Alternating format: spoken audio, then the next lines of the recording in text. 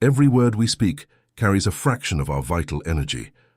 When we use our words to complain, to lament, or to point out the flaws of the world, we are not releasing pressure, we are leaking power. We live in a culture that encourages constant expression. We are told to vent, to react, and to shout our frustrations into the digital void.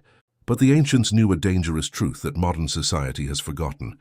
Complaining is the silent decay of the mind. It is an addiction that trains your eyes to see only the ruins, while leaving you too weak to build the fortress.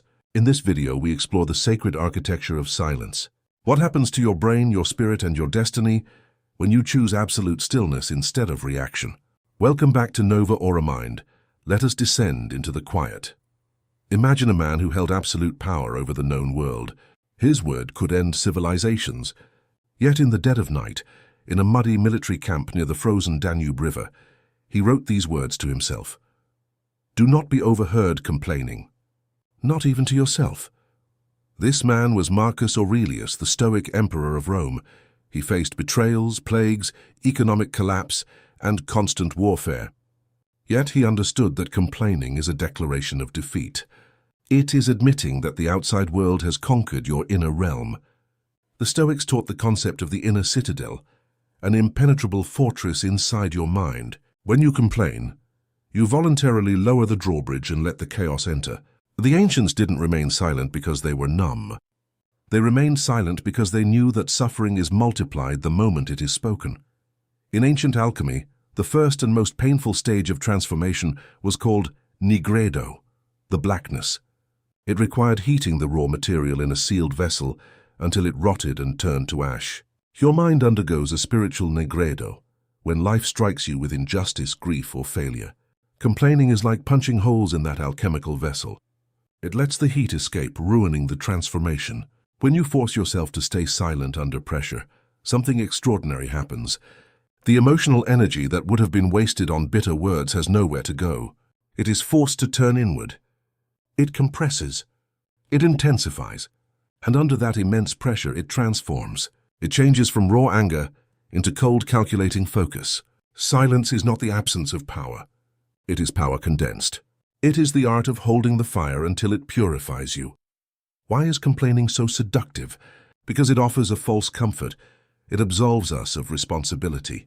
The moment you complain about your boss, your partner, the economy, or your bad luck, you are secretly whispering to yourself, "This is not my fault. I am helpless." You paint yourself as the tragic protagonist in a cruel universe, but ancient wisdom offers no sympathy for the victim mindset. Epictetus, a man born into the brutal chains of slavery, who became one of the greatest philosophers in history, remarked, "Small minds blame others. Average minds blame themselves. Wise minds realize that there is no blame to assign." When you stop complaining, you shatter the mirror of illusion. You accept reality exactly as it is, without sugarcoating it and without crying over it. You realize that while you cannot control the wind, you are the absolute master of your sails.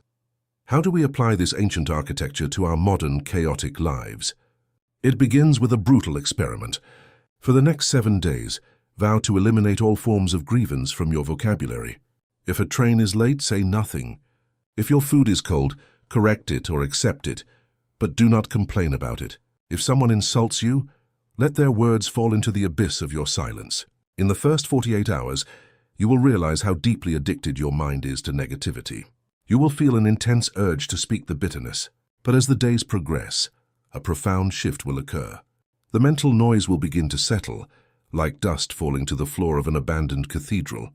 You will find yourself possessed by a sharp nocturnal clarity. You will look at crises and see only data points, not tragedies. The anatomy of silence is the birth of the unshakable mind. By closing your mouth, you open your eyes.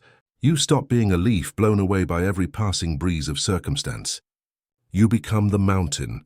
The world will continue to be chaotic, unfair, and loud, but inside your citadel there will be only peace.